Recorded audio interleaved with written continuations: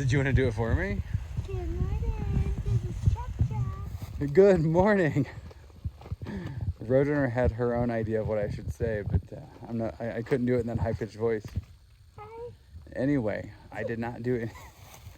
I didn't do any kind of coffee video or anything. I'm really falling asleep on the job here with the vlogging, but it was a good night. I didn't hear it, but Roadrunner and some others said that there was some man screaming at 1 a.m. There were 4 grizzly bears walking around our camp. Either that or a lost human, but I'm not really sure. Maybe it was the man screaming. Maybe the man screaming was walking. Yeah, that's a good point. All right, well, today is Clingmans Dome. We have like 10 miles to get to Clingmans. And then I think we have a few miles past that. So it should be a nice, wonderful day. A little bit of climbing. Shouldn't be horrible, but I'm sure I'll complain anyway. And yeah, that's about it. There was a shit ton of, scratch that. There was a ton of section hikers here last night. And there were, Roadrunner said it was like a discotheque full of white lights this morning down there. I don't understand why this is like this. I gotta go. She doesn't know how to pack No, a pack.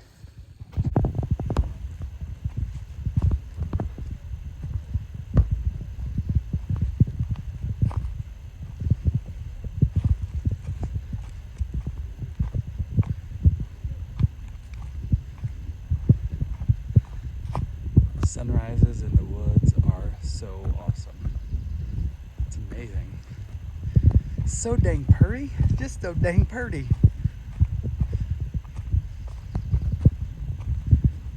Alright, one thing that's driving me crazy about the Smokies that I don't remember being much of an issue the last 2 times I was through here is the toilet paper everywhere. Like, people are just throwing toilet paper all around. It's right off the trail. Whole wads of toilet paper in a tree. There's a whole bunch of toilet paper on the ground just beyond it. I just don't understand. It's gross. Dig a cat hole and bury your paper. Let me show you here. Check this out. It's a big old rotted out stump. And then there is a tree. A new tree growing in this stump. Let's zoom out. It's a big tree. Huh, I thought that was pretty nifty. Haven't looked, I don't know, we're a few miles in for the day. It's been a really great morning. It's been sunny, clear skies. Temperatures a little warmer than they were yesterday. I don't know what happened, I just lost focus there. Temperatures are a little warmer than they were yesterday. And we're just making our way towards Clingmans Dome.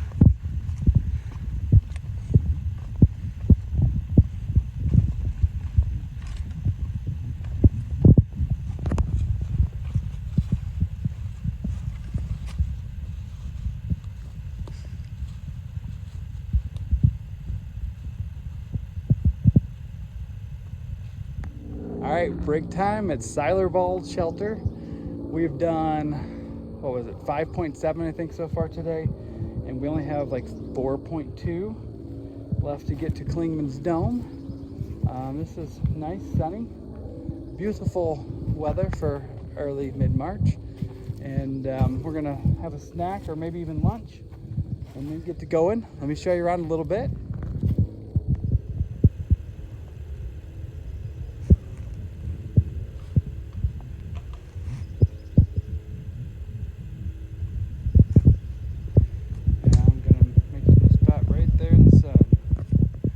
So I got my camera out to film something else, but I think we're gonna rob a bank. Hey, Tell them what you're doing. give me all your ramen. Give me all your ramen. I'm protecting my face from the sun because I didn't bring sun lotion and I was extremely burnt yesterday, like on fire burning. Her face was very red. So I'm protecting it and I realized I need to bring a different hat for the PCT. I'm not so thrilled about this because she's gonna bring one of those big old bucket goofy looking hats. Well, let's make sure we see your busted goofy looking hat when you have your thing attached. That's true. I've got it with me. We can maybe put it on. So So this is the first part of the Smokies that starts to be just kind of like really awesome to me, with like the pine forest. You can go around if you want, and little bits of moss, and then it will turn in later to lots of bits of moss. We are, I don't know, I'm guessing we're 3.5 miles from Clingmans. I'm not really sure yet.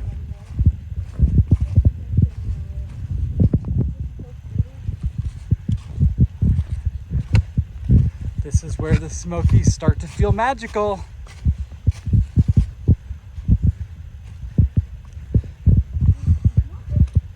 This camera does a better job of picking up the light. It actually seems a little darker in here. And then everything is just coated in this green carpet-like moss.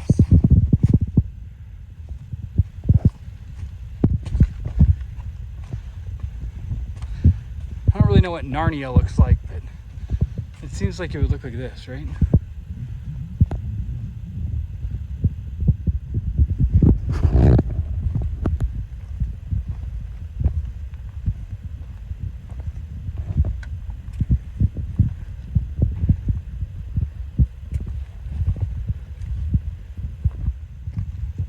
I can't get enough of the magical Smokies.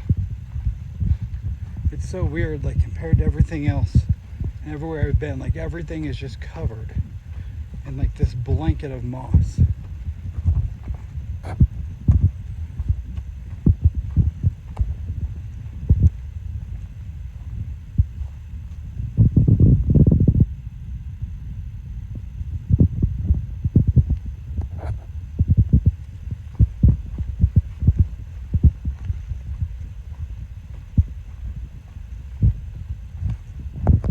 Check out this big view.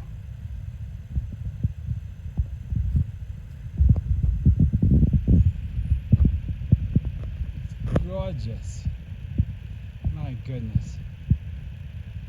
There's so many rows of mountains you can see. 3. I think I can make out 13 or 14 going that way. I'm sure it doesn't all pick up on the camera though. I guess I better get to going north so we can get up to Clingmans. See, it is about, what time is it? It's 2:20. We've taken a couple decent sized breaks at shelters today and had a pretty leisurely day.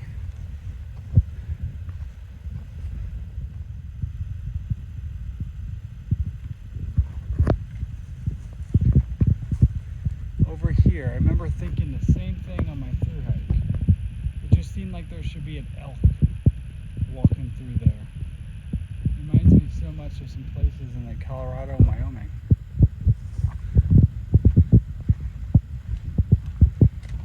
Alright, made it to Clingmans a little bit ago, but I had to eat some snacks before I started going up. So let's do it. The ramp's kind of icy. It's not open to cars yet, so it's only hikers up here, which is really great. Here it is behind me. Okay, let me turn this around. This is all ice on the right side.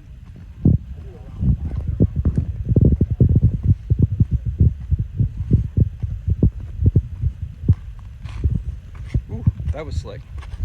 Okay, I think we're dry now.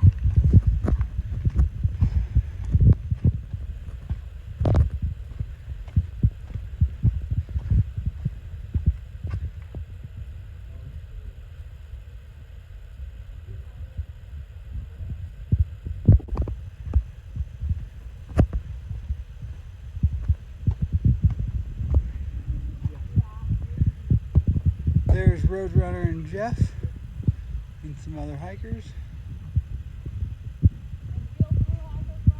And the real class of 2024.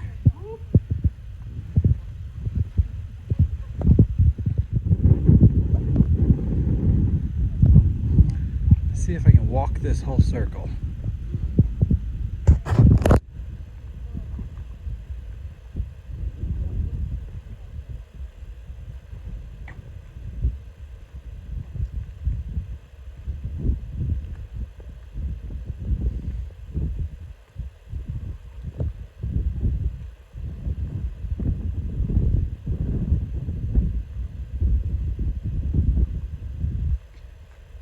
ramp we came up on. It's kind of hazy off in the distance, you know, smoky like the mountains.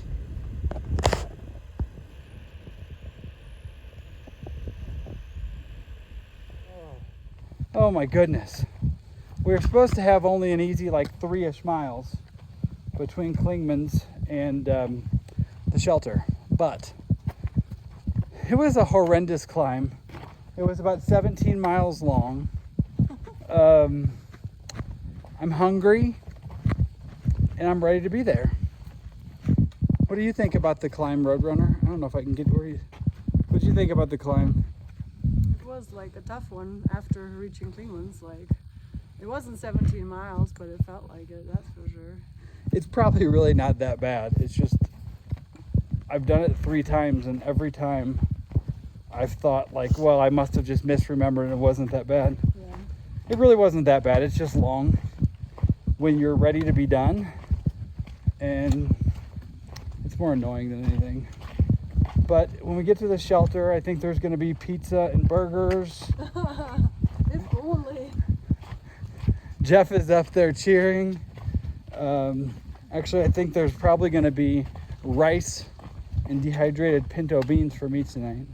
One thing I've not shown you all at all is what we're eating, because I'm doing something a little different this time. I really like the backpacker meals and I'm kind of bougie about the food. But I've decided for this trip, I was going to do all like the cheap stuff that'll be easily found along the PCT. And meal times have not been as pleasant. No. Not at all. Oh, dehydrated meals are the best. They are. I think that's just gonna eat my budget on the PCT, but so be it. All right, my arm's getting tired, so I'm gonna put this down. Stop complaining and start walking.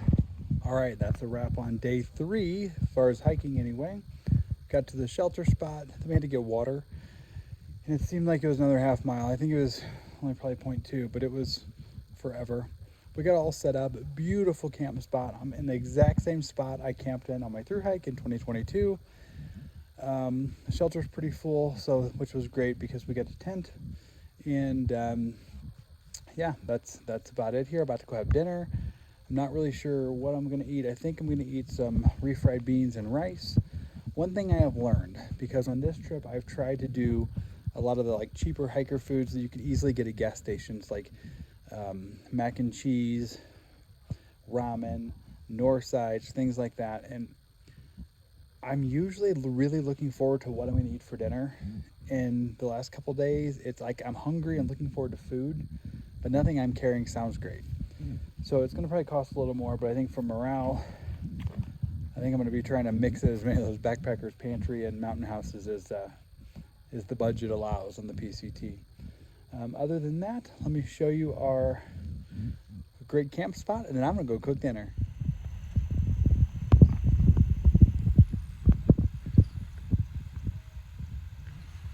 There's my tent and Roadrunner's, and then Jeff's is right behind hers.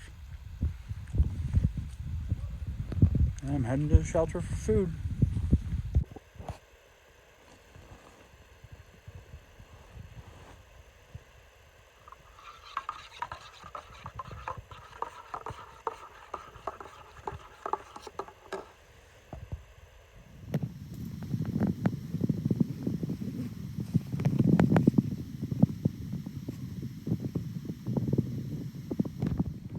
Good morning. All right, it's a little after 8 a.m. and I'm on the trail that's about a half mile long that goes to the shelter, back to the AT. And then we just have, I think, 5.2 AT miles to Newfound Gap. And the other guy's been hiking with us, Jeff, is his hike is done at Newfound Gap. And you know, we were here for our shakedown, and I've tried out the gear that I wanted to play with.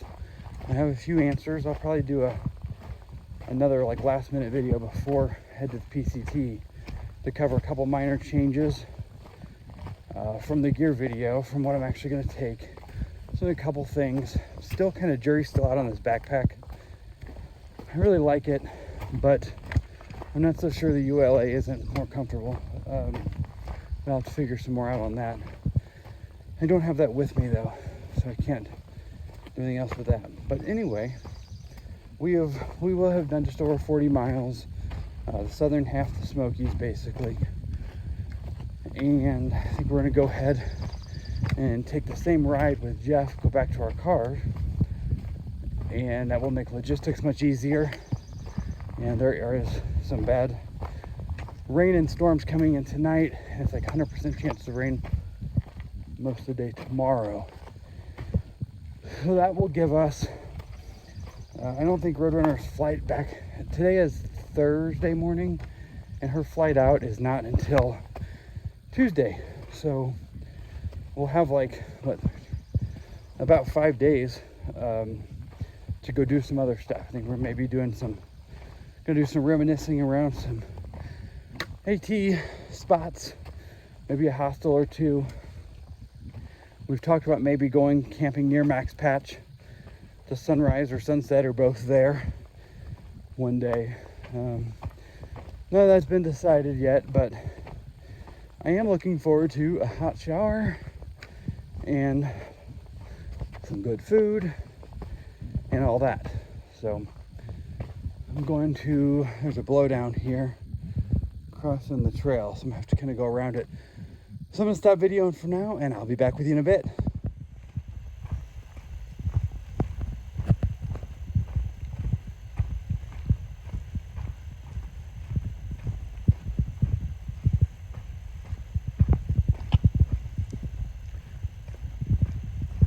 If only all of the AT was just like this. Flat, soft, beautiful scenery. I don't know how much I filmed. I know a little bit, but there's been lots of small spots of snow and icicles.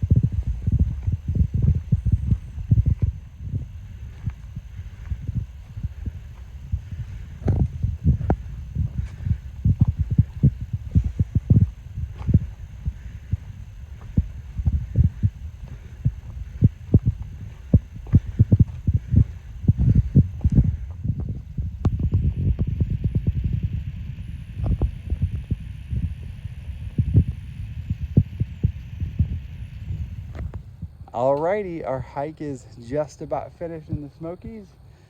We were right up here to Newfound Gap. I haven't even looked, but I think it's right at 40 miles for the hike. And Jiffy Pop, we believe, is up here at Newfound Gap, which is awesome. Hopefully he can give us a ride to Gatlinburg or somewhere where we could get a ride to Fontana, where my car is. And then Roadrunner and I have a few days to figure out some other kind of hiking adventures down in these parts. All right, it's always bittersweet. You're ready to be done. You're ready for a shower and clean clothes and hiker food. I mean, not hiker food. But as soon as you're off trail, you can't wait to get back on.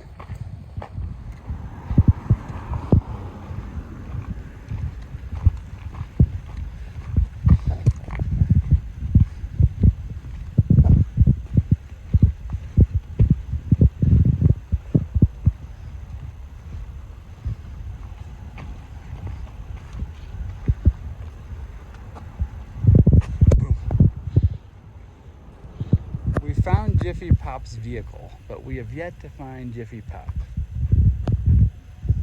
I think that's him.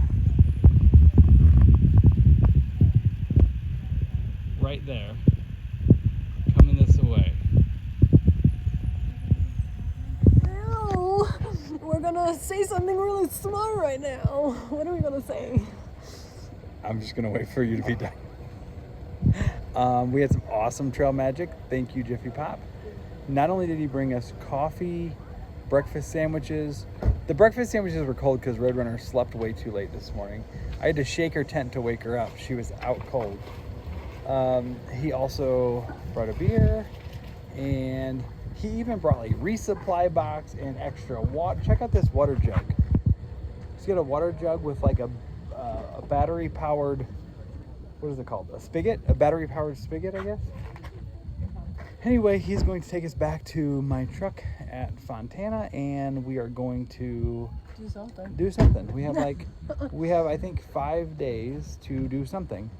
We have about 17 different ideas of what we're gonna do. Where do we have to pay? We have no idea what we're gonna do there.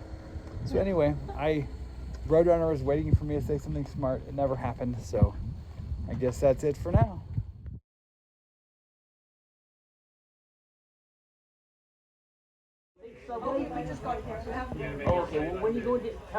So we've made our way to Hostel around the bend for today, and Roadrunner is trying to figure out how to use this contraption that I guess makes you taller. Yeah. Yeah, the deli section in England is really good. Great food. So,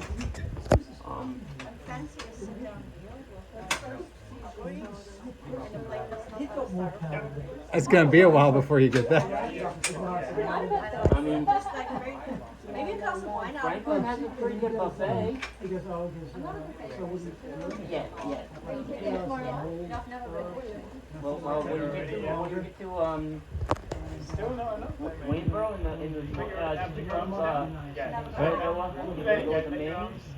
you're gonna kill it. I still feel like it was Alright. No, you'll get there. We'll see. Maybe. You're already looking inch taller. How does it feel in your head? It feels horrible. So I think her face is now redder than it was from the sunburn alone.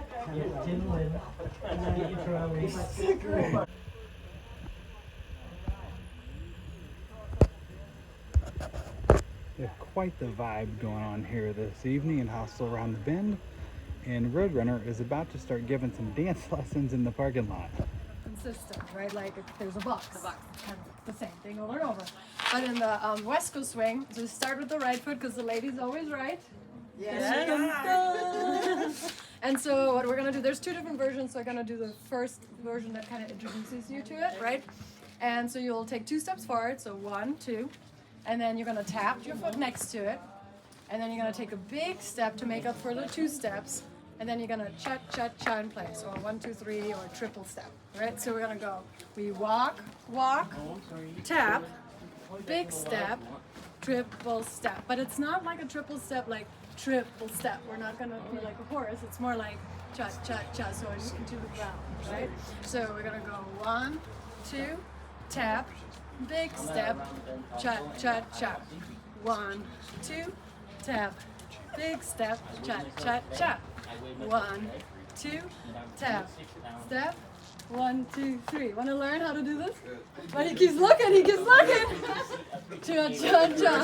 1, he keeps looking. He's like, ooh. West Coast swing is a very masculine dance. It's so manly, you have no idea. It's like, whoa, the lady's gonna like all your man dancing. Tap, You're man. step, cha. 1, 2, tap. Big step, cha. And the reason why we make a big step, right? If we did like 2 steps back forward and then just the same amount of back, then we would continuously move forward. So it's kind of like the 2 steps back. Okay, one more time, and then I'm gonna dance with each of you. Because I really get it without me. So we go 6, 7, 8.